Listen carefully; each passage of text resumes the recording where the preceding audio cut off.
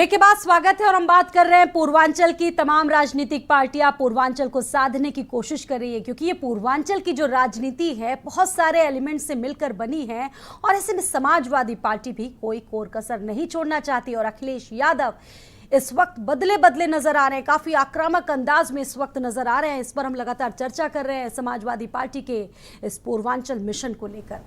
तमाम खास मेहमान हमारे साथ मौजूद हैं। अजय जी आपके पास आएंगे। अजय जी, ये जो पूर्वांचल की राजनीति है आपने देखा भी होगा, क्योंकि बहुत वरिष्ठ हैं आप, बहुत सारे एलिमेंट से मिलकर बनी, बहुत बहुत छोटी छोटी जो जातियां हैं, बहुत सारे फैक्टर्स अपने आप में रखती है। कहीं ना कहीं अखिलेश यादव जिस तरीके से बाई इलेक्शन में जो नतीजे आए अच्छी तरह से समझ गए हैं कि सिर्फ इस बार MY फैक्टर से काम चलने वाला नहीं है। हाँ, निश्चित रूप से MY फैक्टर अब काम करने वाला नहीं। जितना आप MY फैक्टर करेंगे उतना ही ये हिंदू वाला फैक्टर उठाते रहेंगे। टिट फॉर टैट है, इसमें कोई दिक्कत नहीं। लेकिन पूर्वांचल नेताजी ने किस तरीके से पूर्वांचल के लोगों में बैकवर्ड्स और मुस्लिम दोनों को, चाहे वो आजमगढ़ रहे MY का या गाजीपुर रहे या और जो जिले रहे हुए, अब तो जो ये यात्रा निकाल रहे हैं पद यात्रा, अब तो बनारस भी उसमें शामिल कर जाए मोदी जी का जो कार्यक्षेत्र है। लेकिन ये कितना सार्थक होगा, मुद्दे क्या रहेंगे, सबसे बड़ी बात यह है। मुद्दा देखिए, हिंदू मुस्लिम वाला मुद्दा जो है उसके इतर अब कोई मुद्दा आवे, महंगाई पर कोई ध्यान ही नहीं दे रहा, फ्री राशन पर मिल रहा है उससे उनका जय जयकार कर रहे हैं। लेकिन अब सबसे बड़ी बात जो है कि महंगाई है, पेट्रोल के दाम बढ़ रहे हैं, गैस सिलेंडर्स के दाम बढ़ रहे हैं, ये मुद्दे क्यों नहीं बन रहे हैं? मुझे याद है एक ज़माने में लखनऊ में भूमि भवन कर बढ़ा था, कांग्रेस की सरकार थी, जनसंघ यहाँ थी, जनसंघ ने धरना प्रदर्शन दे करके भूमि भवन कर वापस कराया था। नगर निगम में जनसंघ का प्रशासन था एक समय में, कांग्रेस यहाँ सत्ता में थी, और साइकिल की चवन्नी के जो लाइसेंस होते हैं वो 1.5 रुपए कर दिए गए थे। कांग्रेस ने धरना प्रदर्शन दे करके उस समय वो उठाया था, तब लोगों का जुड़ाव होता था। आज कोई जुड़ाव कहीं नहीं। अयोध्या का मुद्दा समाप्त हो गया, मुद्दे प्रभावी नहीं है। मुद्दे नहीं। अब अयोध्या कोई आप पूछता ही नहीं, कितना वहां घपला हुआ, कितना, कोई चर्चा में नहीं। अब काशी विश्वनाथ वाला मुद्दा भी जब बन गया है तो ठीक है। अब जिस तरह से ज्ञानव्यापी का और ये आगरा का उठाएंगे, यही मुद्दे चलेंगे। न महंगाई मुद्दा है, न बेरोजगारी मुद्दा है, कोई मुद्दा है ही नहीं। विकास क्या है और क्या नहीं है, या तो अगर आप जाएंगे कितनी इंडस्ट्रीज लगी, कितने पावर हाउस उत्तर प्रदेश में लगे, एक एक्सप्रेस वे भी बना, वो भी बरसात में जो स्थिति हो गई, तस्वीरें आ गई। हाँ, अब खैर ठीक है, अब उस पर कार्रवाई होगी। लेकिन ध्यान विकास की ओर भी देने की इस समय आवश्यकता है। केवल नारों से, केवल पदयात्रा से और केवल नारे लगा करके नहीं हो सकता। लेकिन हाँ, भारतीय जनता पार्टी के बारे में फिर एक बार कहूँगा, उनके जो पन्ना प्रमुख हैं, कार्यकर्ता हैं, वो जिस तरह से लगे रहते हैं तो वो दिमाग बदल देते हैं। मैं तो देखता हूँ चुनाव के दौरान वो एक एक पन्ना लेकर के बढ़िया मोटरसाइकिल, चाची वोट डालने चलो, तुमने अभी नहीं डाला, तुमने अभी, वो अभी से संपर्क चाची और दादी का बनाए हुए हैं, उसका लाभ उनको मिलता है, संगठन का लाभ उनको मिलता है। तो यह 2024 में क्या होगा आने वाला बताएगा। जो शुरुआती तौर से स्टार्टिंग कर ही देते हैं। निश्चित रूप से जिस दिन से विधानसभा के चुनाव यहाँ समाप्त हुए हैं, द सेम डे लोकसभा की तैयारी हो गई। और आप देख लीजिए वृंदावन में क्या हो रहा, मंथन हो रहा, सारी चीजें हो रही, चित्रकूट में भी हो रहा है, चित्रकूट में, सारी चित्रकूट में, वृंदावन मोल चित्रकूट में जो मंथन हो रहा है, ये वो इसी की रूपरेखा है। सारे मंत्री वहाँ हैं, सारे कार्यकर्ताओं को बुलाया गया है, तो अभी से उनके यहाँ तैयारी हो रही है और कड़ी मॉनिटरिंग भी होती है। बिल्कुल एक एक चीज की, प्रधानमंत्री कार्यालय से लेकर के सारी मॉनिटरिंग वहाँ हो रही है। और जो इवेंट्स के मामले में माहिर हैं, उसको कोई जवाब, इवेंट्स भी जो प्रधानमंत्री कार्यालय से लेके मुख्यमंत्री के कार्यालय तक जो है, जब एक एक चीज, अगर गुरु तेग बहादुर की जयंती है तो उसको भी एक बड़ा सा इवेंट बना देते हैं, के रूप में मना करके वो तिरंगा यात्रा है। शायद दूसरे दल वहां तक सोच ही नहीं पाते, पहुंचना तो बहुत दूर है। अब ये तिरंगा यात्रा एक बहुत बड़ा इवेंट। अब देखिए इवेंट मैनेजमेंट, बाहर के बड़ी बड़ी इवेंट्स कंपनियां लगेंगे, लाखों करोड़ों खर्च होगा, जनता को जाएगा कि हाँ हमारे घर पे तिरंगा लग गया, खुशी हो जाएंगे उसी में, और महंगाई नहीं, और हो तो बीजेपी कह रही है कि लोगों को हम इस तिरंगा यात्रा के जरिए रोजगार भी तो दे रहे हैं, लोग झंडे बना रहे हैं, हाँ, महिलाएं अपने सही घर है, में वो झंडे तो- बना रही हैं, रोजगार के माध्यम भी हम दे रहे हैं इसके नहीं जरिए। ठीक है, अब रोजगार कितना मिलेगा मिल और रहा है, कहाँ ये से तो देखने उस वाली तरह बात का रोजगार अडानी और अंबानी वाला नहीं होने वाला है, लेकिन छोटा मोटा रोजगार दे देंगे। और चलिए देखते हैं तिरंगा हरीश यात्रा जी, भी। जो विजन आपने देखा था, उस विजन में आप धीरे धीरे कामयाबी की तरफ बढ़ रहे हैं और सीधा सीधा लक्ष्य अब आपके सामने 2024 का है। आपको लगता है कि विपक्ष आपके सामने डटकर खड़ा हो पाएगा इस बार, या फिर अकेले ही? देखिए, अभी मनोज जी ने कुछ सवाल खड़े किए थे जी कि उसका सिलसिलेवार में हर बात का जवाब देता हूँ। जी जी पहली बात ये कि हर दल का नेतृत्व उसके अपने संगठन के कार्यकर्ताओं के बारे में निर्णय करता है। मनोज जी की सद्भावना मेरे साथ है, बहुत अच्छी बात है, तो कामना मुझे, लेकिन यह निर्णय नेतृत्व का होता है कि किस कार्यकर्ता के जिम्मे वो कौन सा दायित्व है। दूसरी बात कि देश कहीं खतरे में नहीं है, देश बहुत गरिमा महिमा के साथ पूरी वैश्विक क्षितिज पर सीना ताने खड़ा हुआ है। आदरणीय अजय जी बहुत वरिष्ठ पत्रकार हैं और वो इस बात को बहुत गहराई से महसूस करते होंगे कि आज जिस धमक के साथ वैश्विक पटल पर भारत की उपस्थिति है, वो भारत की आन बान और गरिमा को बढ़ाने वाली। तीसरी बात, जिन लोगों ने भारत के संविधान को बलाए ताक रख दिया था, उनके साथ तो श्रीमान अखिलेश यादव जी ने 17 में गठबंधन करके चुनाव लड़ा। उसके पहले अनेक वर्षों तक उनके साथ उनका केंद्र और यहाँ उनका दोनों लोगों का आपसी गठजोड़ भी रहा। और चौथी बात, कि जिस जागरूकता को लेकर के श्रीमान अखिलेश यादव जी पद यात्रा पे जा रहे हैं, अच्छी बात है, लेकिन मैंने देखा कि जब जब श्री अखिलेश यादव जी जनता के बीच में गए हैं तो भारतीय जनता पार्टी को उन्होंने और ही मजबूती प्रदान करने का काम किया है।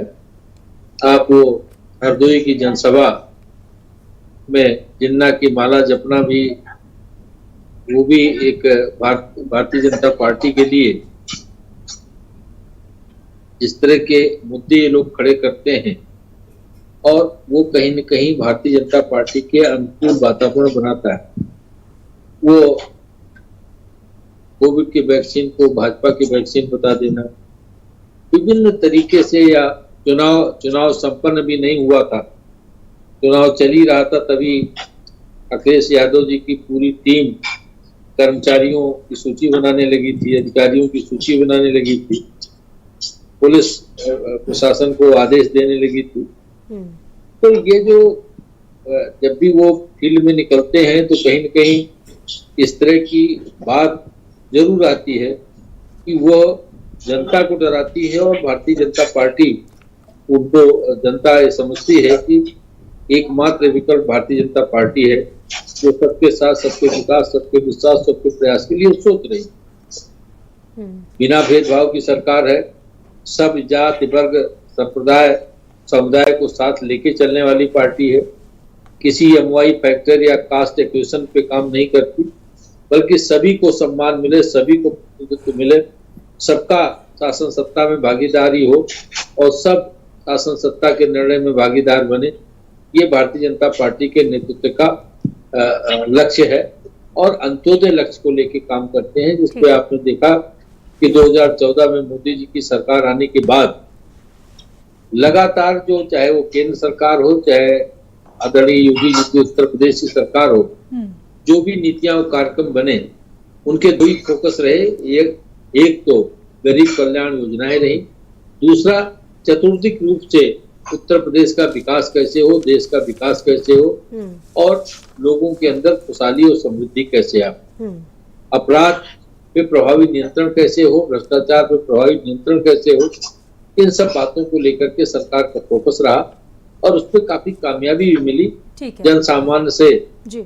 आपका बड़ा चैनल है, आपके संवाददाता लोगों से इंटरेक्ट करते ही होंगे, और आप लोगों के पास भी ये सूचनाएं होंगी कि भाजपा की सरकार में, योगी जी की सरकार में लोग अपने को ज्यादा सुरक्षित और बहुत प्रसन्नता महसूस करते हैं, जबकि जो अन्य दलों की सरकारें थी, जब अराजकता का माहौल चरम पे था, तो बहुत सारी चीजें हैं। तो इन बातों को लेकर के भारतीय जनता पार्टी जनता के बीच पहले भी रही और अब भी रहेगी। और 2014 लोकसभा का चुनाव में आप देखेंगे कि जनता जनार्दन बहुत मजबूती के साथ भारतीय जनता पार्टी के साथ खड़ी होगी, क्योंकि हम उनके सरोकारों के प्रति प्रतिबद्ध होकर काम कर रहे हैं। और लोकतंत्र में सम्मान और अपमान दोनों ही जनता के निर्णय से होता है।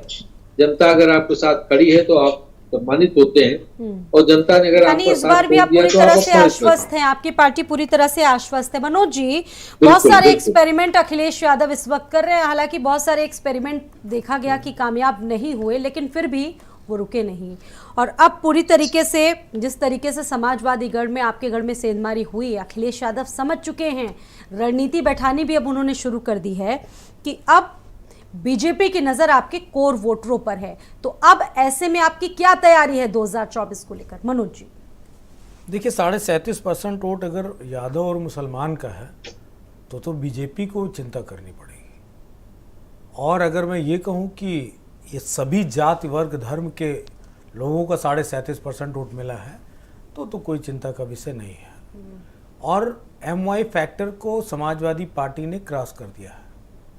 क्रॉस का मतलब ये है, एक तस्वीर भी इस समय अखिलेश यादव की 2-3 दिन पहले मीडिया पे आपने देखा होगा वायरल हो रही थी।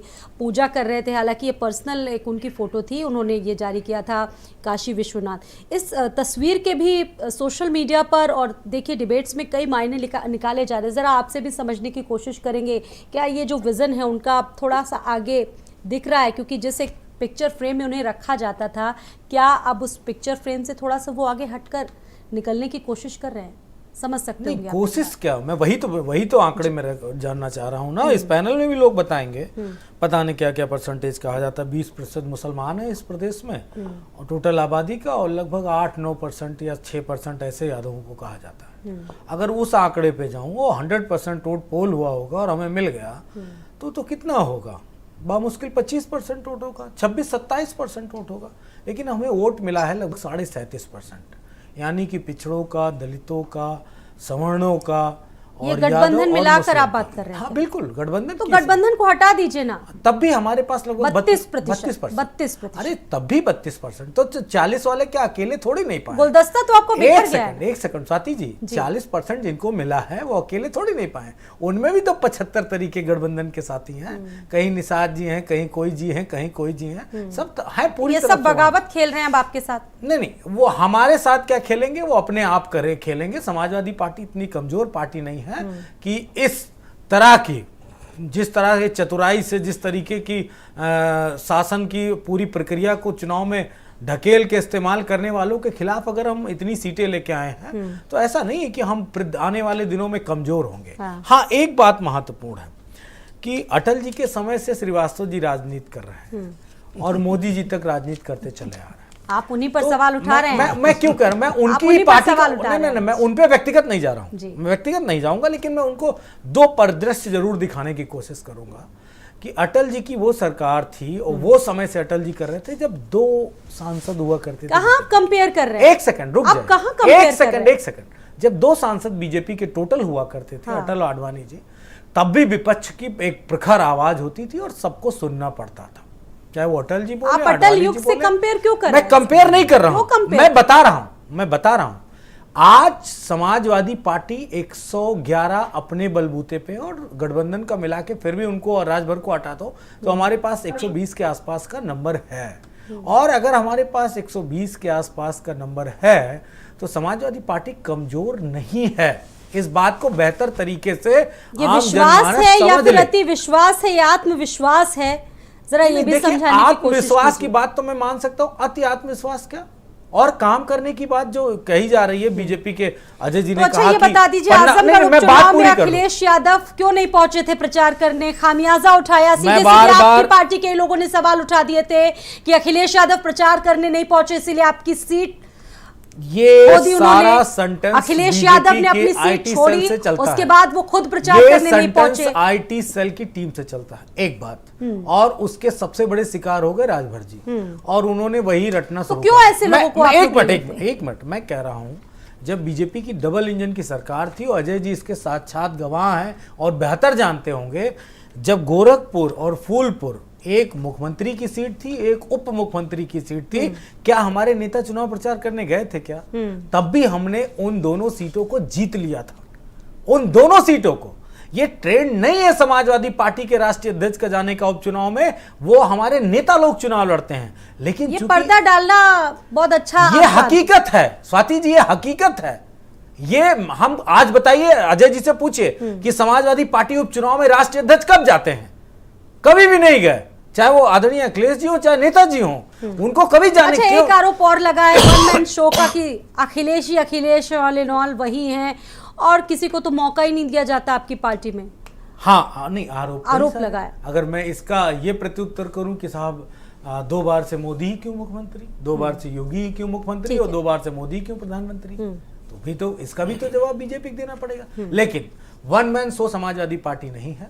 हाँ, हमारे नेतृत्व पे आस्था है हमारी पार्टी के लोगों को, और जो चेहरा है, जो नेता है हमारा, वो इतना शानदार है कि हमें दूसरा नेता नहीं चाहिए। ठीक है, अजय जी आपसे रिएक्शन यहाँ पर लेंगे। ब्रांड मोदी एंड कंपनी कैसे विश्लेषण करेंगे जरा 2024 के लिए सर? देखिए, ब्रांड मोदी तो है, इसमें तो अभी कहीं 2024 में मोदी ही चेहरा रहने, कोई ऐसा नहीं चेहरा बदल जाए प्रधानमंत्री पद के लिए। मैं एक बात कहता हूँ, मनोज जी से भी कहता हूँ कि अगस्त क्रांति जो हुई थी, अंग्रेजों भारत छोड़ो की हुई थी, और भारत से अंग्रेज को हटा दिया गया था। अब इस बार आपने जो नारा दिया है वो पदयात्रा करके, और यही देश बचाओ देश बनाओ, यही नारा दिया है।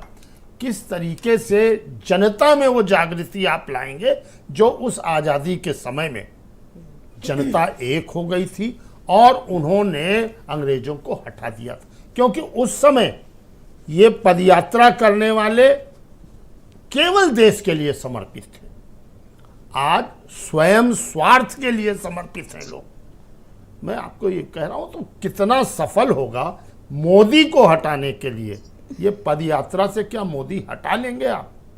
देखिए, 2024 का जो चुनाव होगा वो लोकसभा का चुनाव होना, मोदी को हटाने के लिए ही आप ये पदयात्रा कर रहे हैं। योगी को हटाने की बात तो अभी है नहीं। तो मोदी को हटाने के लिए क्या आपकी ये पदयात्रा कार्यक्रम जो आजमगढ़ से लेके वाराणसी, जौनपुर सब है, 1.5 महीने की पदयात्रा कितना कामयाब होगी, ये मैं समझता हूं कि इस पे अभी और वो भी बीजेपी जैसी पार्टी वही से, जवाब जो खुद दूंगा। परफॉर्मेंस बेस्ड पार्टी है और इवेंट बेस्ड पार्टी है सर, बहुत कड़ी मजबूती के साथ आपको उतरना होगा, आईने की तरह आपको देखना होगा। अजय जी ने बिल्कुल सही बात कही है। पहली बात मैं स्पष्ट और क्लियर कर दूं कि मोदी को हटाने के लिए यात्रा नहीं है, ये देश को बचाने के लिए यात्रा है। हम किसी व्यक्ति विशेष को इस देश से हटाने के लिए, यानी आप चाहते हैं कि अभी 30-40 साल मोदी बने रहे? नहीं, हम क्या कह रहे हैं, पहले मेरी बात पूरी सुन लीजिए। मोदी को हटाने से हमारा अभिप्राय नहीं।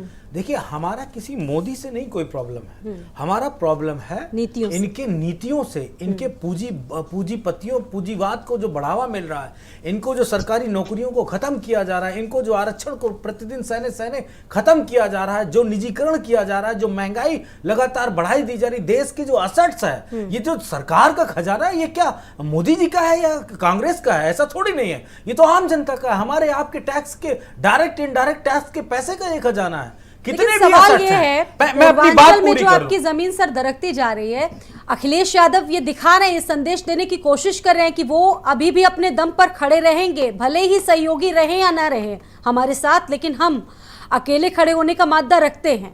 देखिए, इस देश पे जब जब संकट आया है तो सिर्फ एक ही विचारधारा ने लड़ाई लड़ी है, वो है समाजवादी विचारधारा। वो चाहे कर्नाटक में रही हो, चाहे केरल में रही हो, चाहे तमिलनाडु में रही हो, चाहे वो बिहार में रही हो, छत्तीसगढ़ में रही हो, झारखंड में रही हो, उत्तर प्रदेश में रही हो, कहीं पूरे देश में अगर जब जब खतरा आया, चाहे कांग्रेस की रिज्यूम में या बीजेपी की रिज्यूम में, तो सबसे बेहतर अगर कोई लड़ाई लड़ पाया है तो समाजवादी विचारधारा ही लड़ पाई है।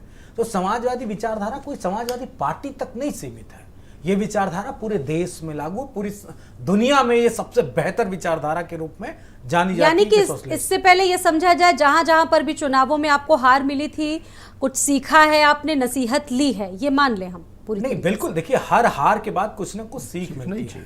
अब्दुल कलाम जी कहते थे, हमेशा ये बात उन्होंने कही कि हारने के बाद जो नतीजा आता है उससे सबसे बेहतर लर्निंग पॉइंट होता है, और ये बात समाजवादी पार्टी बेहतर तरीके से जानती है। हम कोई राजे रजवाड़े के घर से थोड़ी नहीं आए हुए थे। हमारा नेता, हमारा नेतृत्व, हमारी विचारधारा हमेशा तो गरीब, मजलूम, वो अल्पसंख्यक लोग, वो जो गरीब हैं, जो पिछड़े हैं, जो मजदूर हैं, जो किसान हैं, जो बेरोजगार हैं, उन्हीं की लड़ाई लड़के तो समाजवादी पार्टी की विचारधारा इस तरह की बनी है। तो हमें कोई बहुत सोने की तस्तरी में नहीं मिला है कुछ, और हम लड़ना जानते हैं और बेहतर लड़ाई लड़ेंगे।